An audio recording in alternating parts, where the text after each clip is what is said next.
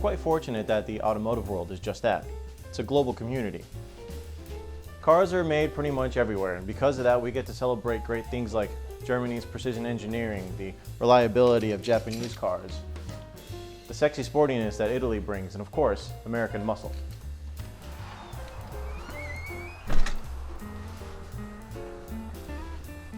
But let's not forget our cousins from across the pond, the English, who have long since mastered something that everybody does, yet no one can surpass: luxury. And there's no finer example of this than the Bentley Flying Spur.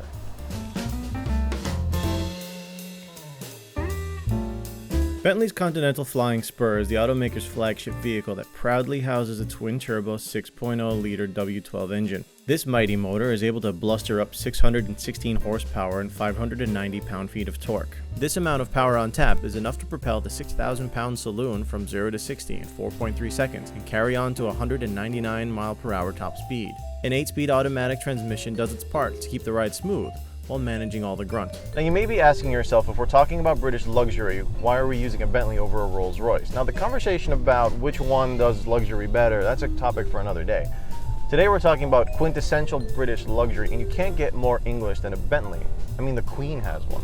Its unmistakable chrome grille, jewel headlamps, and Flying B logo are instantaneously recognizable at first glance. From there, your eyes follow its classic silhouette past its distinctive wing vents and to its haunched flank. It's a car that bears an almost unapologetic stature, proud to be a sedan and not trying to ape any sporty styling. The Flying Spur carries dignity without trying to appear like something it's not. Comfort may be key, but the Flying Spur can move when it needs to. Let's also acknowledge the fact that it feels a lot different than any other engine. When you step on the gas, there's like this pause and then a whoosh and everything comes to life, and then it just churns, bellowy, and you feel like you should be flying over Dover, maintaining air superiority.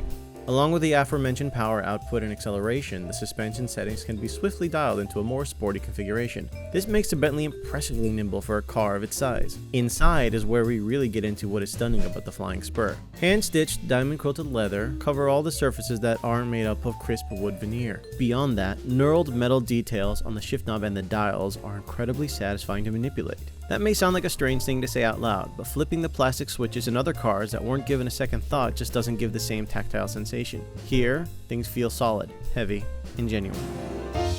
Now, when I say that England does luxury right, that's not the only thing they're known for.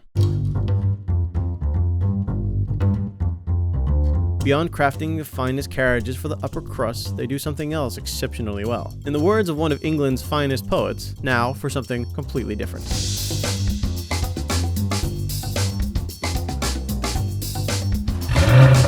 The F-Type is Jaguar's villainous antithesis to the prim and proper Bentley Flying Spur, but what both have in common is that they exude pure attitude. While one may scream upper crust with its looks, the F-Type does all its own screaming. The Flying Spur was definitely built with the passengers in mind, but the F-Type is all about the driver.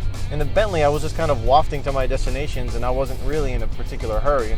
Not like I'm in a hurry in the F-Type, but I just kind of want to get there faster, only because I get to go faster. The exhaust note from the back of this Jaguar is unsurpassed in its deliciousness. On the other end of those pipes is a 5-liter supercharged V8 that musters up a hearty 550 horsepower. This is delivered to an instinctive all-wheel drive system by way of an 8-speed quick-shift automatic. As it turns out, that's the one concession for all the extra power. If you want rear-wheel drive and a manual, you need to scale back to the V6 model. Mercifully, this car is an all-roar and no teeth. The car's handling matches the enthusiasm of the engine thanks to a suspension that actively adjusts to control pitch and body roll. The suspension, engine response, and steering can all be configured to the driver's preference. Want comfort? Dial it in. Want the car to leave you alone? Go for it. On top of that, it's an incredibly attractive coupe that unapologetically throws practicality away. The cabin itself is pretty spacious, even though it's just a tiny coupe. I'm not a small person, but I feel very comfortable in this seat. That being said, there's not a whole lot of storage room, but who cares? This isn't a car for a coast-to-coast journey. It's kind of like the single guy's apartment version of a car, where there's just enough room to accommodate one guy and maybe a guest sometimes. The F-Type finally got the SVR treatment too, which means an even fiercer version will soon be on the loose. And you can be sure I'll be on the prowl when that happens. Now, throughout this video, you may have been shaking your head and saying, hang on guys, Jaguar is owned by Tata Motors, an India-based automaker, and Bentley is under the Volkswagen umbrella. how can you say these cars are British? First off, both are assembled in Crewe and Birmingham respectively, and a lot of that being by hand. Apart from that though, both have proven to excel in their particular fields, luxury and sport, while having that hint of something extra, that twinge of eccentricity that sets them apart from the rest of the pack. So there you have it, the best of both worlds emanating from a single nation. One exemplifying its tradition of quality and refinement, while the other is a hallmark of its racing heritage. That being said, while both pay homage to the past, they're both exciting modern vehicles that are destined to become classics in their own right.